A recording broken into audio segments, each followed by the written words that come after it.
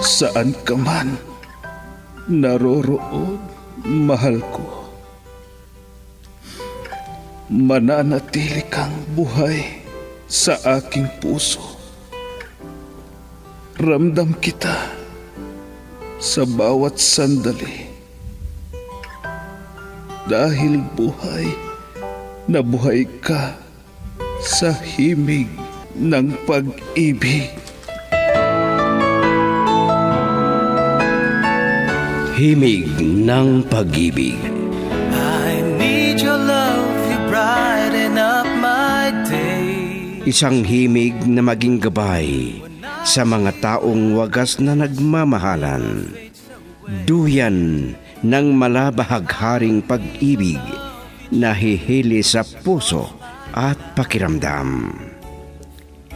Himig ng pag-ibig. Isang dula na kung saan iikot ang iba't ibang kwento na inyong mapapakinggan mula Lunes hanggang Sabado. Sa pluma at direksyon ni Luvimin Aquino. Dito sa Lovelet Artist and Talent Center Drama Productions, handog sa inyo ng #1 and most trusted radio network in the country, Bumbo Radio Philippines. Basta Radio. Bumbo.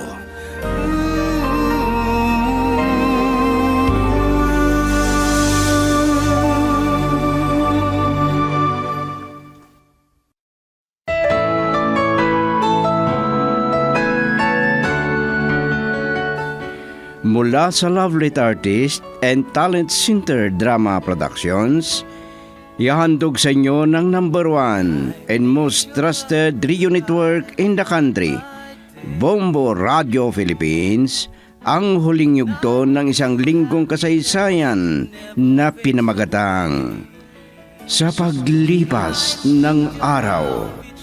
Dito sa ating dula, Himig ng Pag-ibig. We shared together, kept that love alive. I can't forget you. Tulungan ninyo kami! Tumawag kayo ng pulis! Tumahimik ka at babarilin ko sila uli. Ay, wala nang balang baril mo dito. Halika, itutuloy natin ang pagtakbo. Dalian mo! Tulungan ninyo kami! Tito Leon!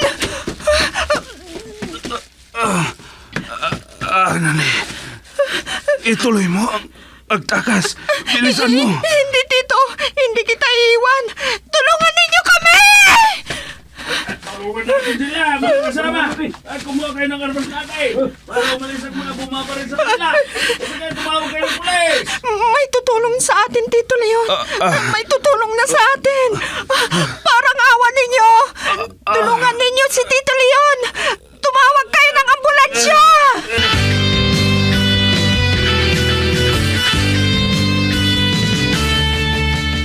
Os, masama. Tumulong ang mga tao doon. Malas. Baka tumawag pa sila ng pulis. Umalis na tayo. Maghiwa-hiwalay tayo. Magsasalubong tayo doon sa bahay. O, boss. Kandro, halika na.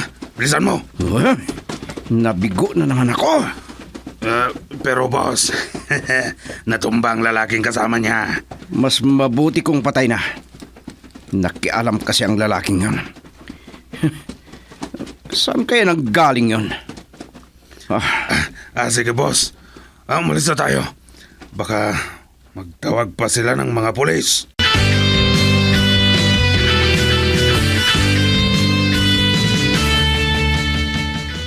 Sige po, Hepe. Thank you. Bye.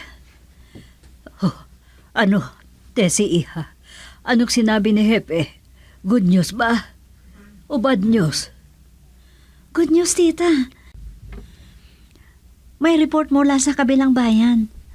May dalagita daw na may kasamang medyo may edad na lalaki na nakasilong sa isang bahay, sa isang barangay. Ano? Alam ko, si Annalyn na yon, tita. Pero, Kung siya yun, sino kasama niyang lalaki? Yun na kaya ang kumidnap sa kanya. Hindi po siguro, tita. Nangangailangan daw sila ng tulong. Nagpapatulong sila sa mga pulis. At may sugat daw yung lalaki. Ha? Sino kaya yun? Hindi pa natin alam, tita. Hintayin natin kung ano pa ang report. Oh, ang anak ko. Siya na kaya ang dalagitang nai-report? Oh, siya na kaya yun, iha? Pwede nga, tita. Kaya hintayin na lang natin ang susunod na tawag nila sa atin. Oo, iha. Baka mamaya, tatawag uli sila. Sana nga, tumawag ang anak ko. Sana nga po, si Annalyn na yung dalagitang yun. Diyos ko, sana nga. Sana nga, siya na yung anak ko, Diyos ko. Opo, tita. Pero sino kaya yung kasama niyang lalaki na may edad na? Hindi natin alam. Pero, hindi kasi nasabi ni Hepe kung ano ang kumpletong detalye. Isa kaya sa mga kumidnap sa anak ko ang lalaking yun? Yan ang hindi natin alam, tita. Ang sabi pa kasi ni Hepe, medyo may edad na. Kung ganon, hindi yun si Bruce.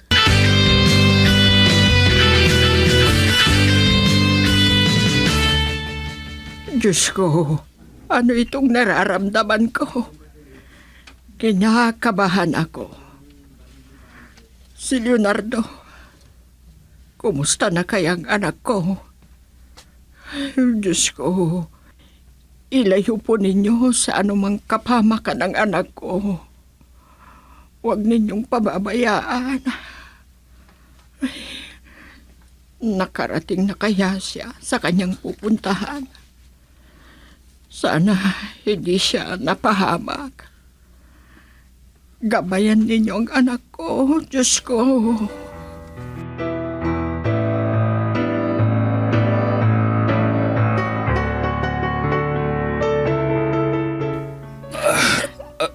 Annalyn. Tito, nandito ako sa ulunan ninyo. Malapit ang ambulansya. Nailigtas na kita kontra kay Bruce. Opo, Tito. Salamat po ulit. Masaya na akong mamamatay. Ha? Huwag kayong magsalita ng ganyan, Tito Leon. Hindi po kayo mamamatay. Nanghihina na ako. Hindi, Tito. Lumaban kayo. Mabubuhay kayo. Darating na ang ambulansya at maliligtas po kayo. Kung sakali na mamamatay ako at hindi na ako aabot sa ospital, pwede bang mag-iwan ng bilin sa'yo? Bilin? Para kanino? Para kanino ang bilin na yan, Tito? Para sa mami mo. Si Mami? Anong bilin yan ang sasabihin ko kay Mami?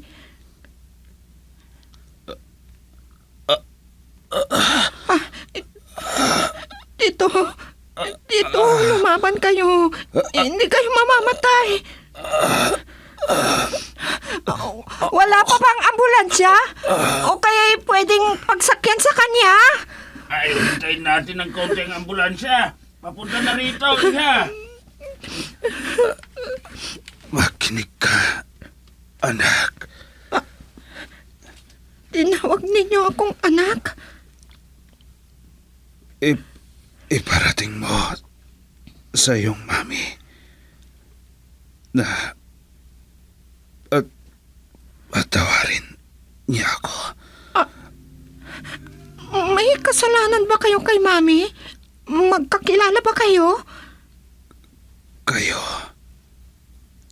ikaw at ang mami mo, ang sadya ko doon sa inyong lugar At bakit? para humingi ng kapatawaran sa inyo.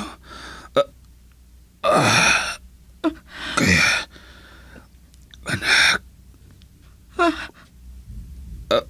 tawarin mo ako. Anak, tinawag ninyo ulit akong anak. Dahil ako ang ama mo. Kayo ang daddy ko. Ay, nandito na ang ambulansya. Sige, bilisin niyo mga kasama. Tulungan Daddy! natin. Girl, I need you. I need your love.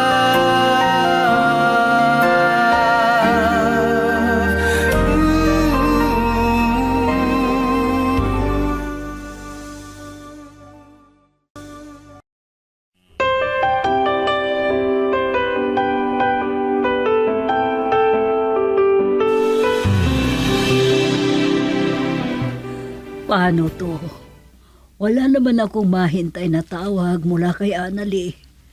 Kung siya na nga yung dalagita na nai-report sa istasyon ng pulisya. Kung ako ang tatawag sa cellphone niya, out of coverage naman. Tita, maghintay lang tayo. Ay, gaano katagal ang paghihintay? Baka mamaya lang, tatawag na sila, tita. Hindi ko mapagdugtong ang mga pangyayari.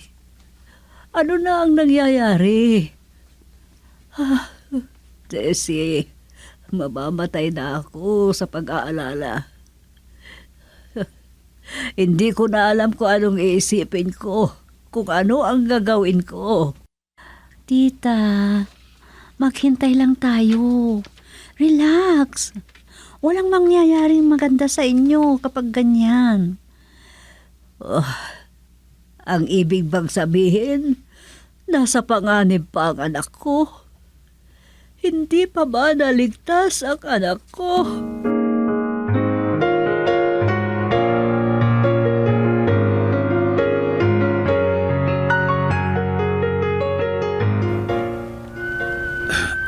Hindi mo ba ako mapatawad, anak? Wala kayong kasalanan, Daddy. Maraming salamat. Ako ang dapat na magpasalamat sa inyo, Daddy. Dahil dumating kayo. Pagkatapos ng maraming taon na paghihintay namin ni Mami. Hinihintay kaya ako ng mami mo? Opo. Lagi nga niyang pinapatugtog ang timsong ninyo, Dad. Ano ba? Hinihintay kayo ni Mami. Kung hindi kayo sana hinintay, noon pa kayo pinagpalit sa iba. Hindi kaya galit ang mami mo sa akin? Hindi, Daddy. Masaya na akong mamamatay, Iha. Hindi, Daddy. Please, malapit na tayo sa ospital.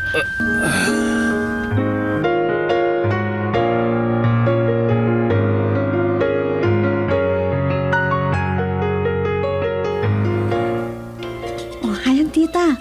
May tawag na. Sagutin niyo. Hindi nakafunbok ito. Basta sagutin niyo na. Pero hindi ako sanay na sumagot kung hindi nakafunbok. Ako na nga lang sasagot. Hayaan mo, ako na ang sasagot, Iha. Hello? Mami! Iha? Ikaw na yan? Oh, Mami! Iha. Naputol ang linya. Ay, baka walang signal sa kinaroroonan niya. Ano? Pero, ligtas na kaya siya, tita? Oo, palagay ko ligtas na siya. Pero yung kasama niya, nasa bingit yata ng kamatayan.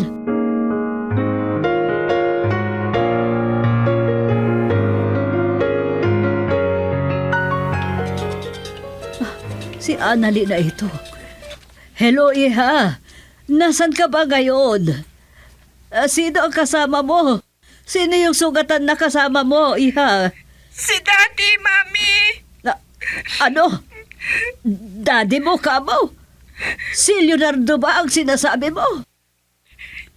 Siya ang nagligtas sa akin, Mami. Kaya nasa bingit siya ng kamatayan. Tulungan ninyo ako na manalangin para makaligtas ang Daddy. Ha? Oo. Oo, Iha. Sige po, Mami. Bye! Bye. Oh, Diyos ko. Salamat at ligtas ang anak ko.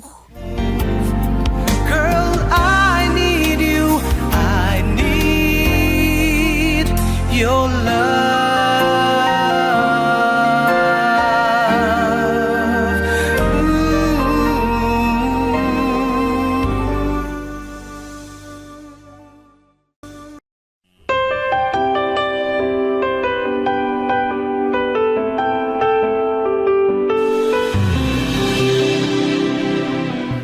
Wala bang nakasunod sa inyo, Mando?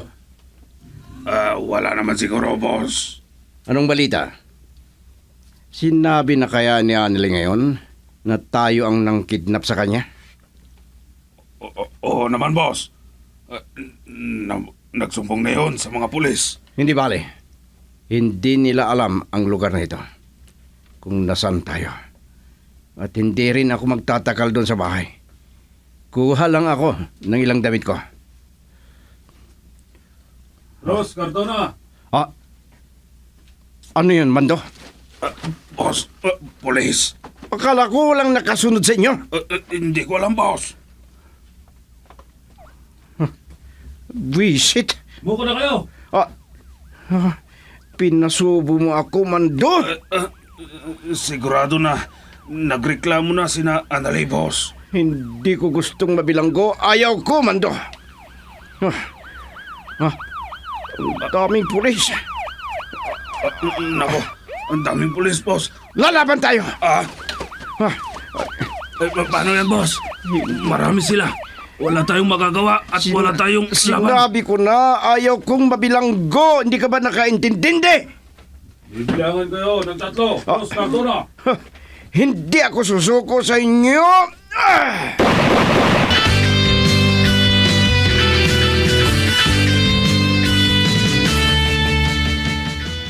Annalie! Annalie! Leslie, Nakatulog kayo ni Tita Merly dito sa chapel. dahil sa taus-puso naming pagdadasal para makaligtas si Daddy. Ano na ang balita? Gisingin mo ang mami mo. Nakausap ko ang doktor. Ligtas na sa panganib ang daddy mo. Ano? Diyos ko, nagpapasalamat kami. Mami, gumising na kayo. Ligtas na ang Daddy.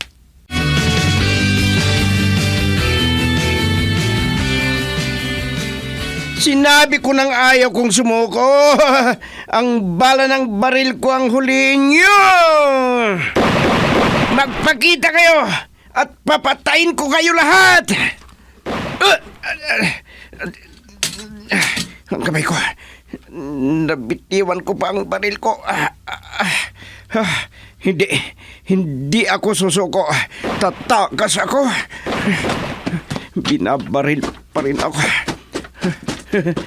Alam ko, warning shot lang yun. Hindi ako takot. Takbo, Bruce! Takbo!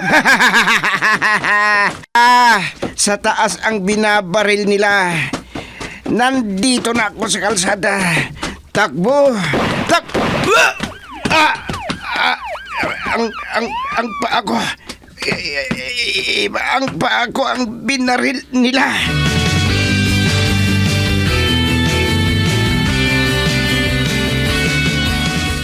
Ganyan pala ang nangyari. Maraming araw na pinagdusahan ko sa bilangguan ang ibinintang sa akin. Oo. 17 taon na naghintay kami sa iyo, Leonardo. Daddy, Annalie, anak, si Tessie, ang best friend ko, Daddy. Hello po. Magpagaling po kayo agad. salamat. Napakasaya ko na makilala kayo. Ganon din ako sa inyo, Tito. Magpagaling kayo para magpakasal na kayo ni Tita Merly. Ano? Nako, kung ano-anong pinagsasabi mo, Tessie. Opo, Tita. Ako ang magiging maid of honor. Ay, bakit ikaw, Tess? Ha? Ako, ha? Ay! Ano? Hala-hala, magpahinga ka na, Leonardo. Para madali kang lumakas. At hindi ka namin iiwan ni Annalie. Babantayan ka namin. May hihilingin sana ako. Gusto ko sana na ipaalam kay Inay. Pero paano kaya? Ay, oo nga pala. Ikaw ang bahala at alam ko na. Magpatulong ako kay Birdie.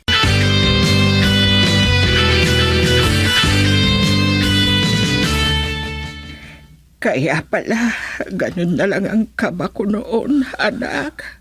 Inay, huwag na kayong umiyak. Hindi pa ako patay. Kung may masamang mangyari sa'yo, hindi ko na alam kung ano ang mangyayari sa akin. Inay, At salamat dahil may pumunta at may ipinagbigay alam sa akin. alam ko naman na nag-aalala kayo, Inay.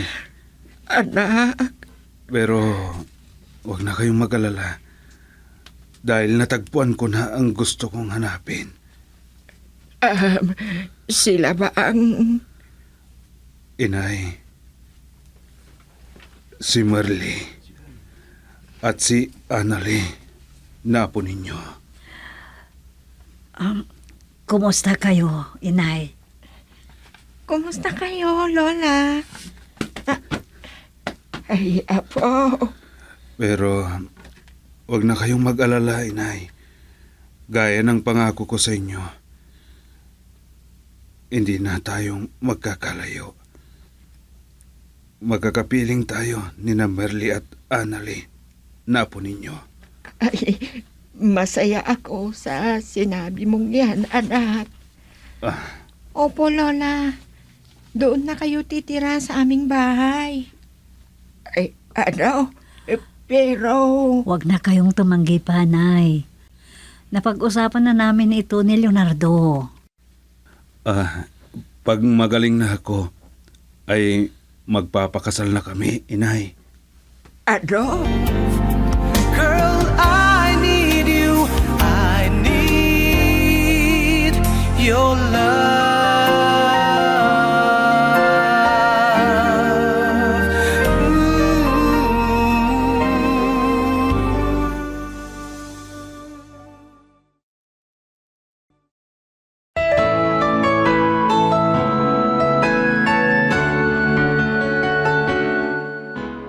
Diyan na nagwawakas ang isang linggong kasaysayan dito sa ating dula, Himig ng Pag-ibig.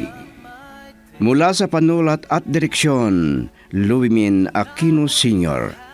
Produksyon, supervisyon, Leti Astudillo Aquino. Mula sa Lovelet Artist and Talent Center Drama Productions, inihahandog sa inyo ng number 1 and most trusted radio network in the country, Bombo Radio Philippines. Basta Radio. Bumbo! I've loved you for a long